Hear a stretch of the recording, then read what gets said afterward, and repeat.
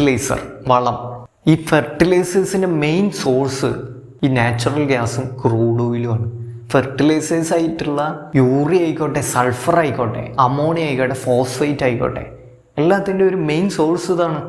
Global മാർക്കറ്റിൽ തന്നെ യൂറിയൻ്റെ വിലയിൽ ഇപ്പോൾ ഭയങ്കര ചേഞ്ച് വന്നിട്ടുണ്ട്. കഴിഞ്ഞ മാസം ഫെബ്രുവരി 27-ന് $457 ഉണ്ടായിരുന്നത് ഈ മാസം മാർച്ച് 28-ന് $692 ആയിട്ടുണ്ട്. ഏകദേശം 51% വർധനവ്. എങ്ങനെയാണ് യൂറിയ ഇത്രയും വില കൂടാൻ കാരണം?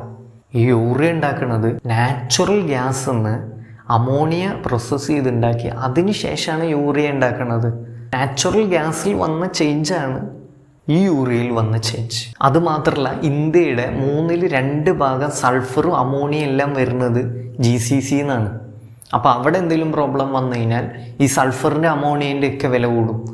വിത്ത് യൂറിയ, നാച്ചുറൽ ഗ്യാസ് എന്നാണ് യൂറിയ ഉണ്ടാക്കുന്നത്. അപ്പോൾ അതിൽ വരുന്ന ചേഞ്ചും വരും. ലോകത്തിലെ ടോട്ടൽ ഫെർട്ടിലൈസർ ട്രേഡിൻ്റെ 30% നടക്കുന്നതും സ്ട്രെയിറ്റ് ഓഫ് ഹോർമൂസ് വഴിയാണ്. ഇൻ കേസ് ഇവിടെ എന്തെങ്കിലും ഒരു പ്രോബ്ലം നടന്നു കഴിഞ്ഞാൽ ഫെർട്ടിലൈസർ കിട്ടാത്ത അവസ്ഥയിലെത്തും.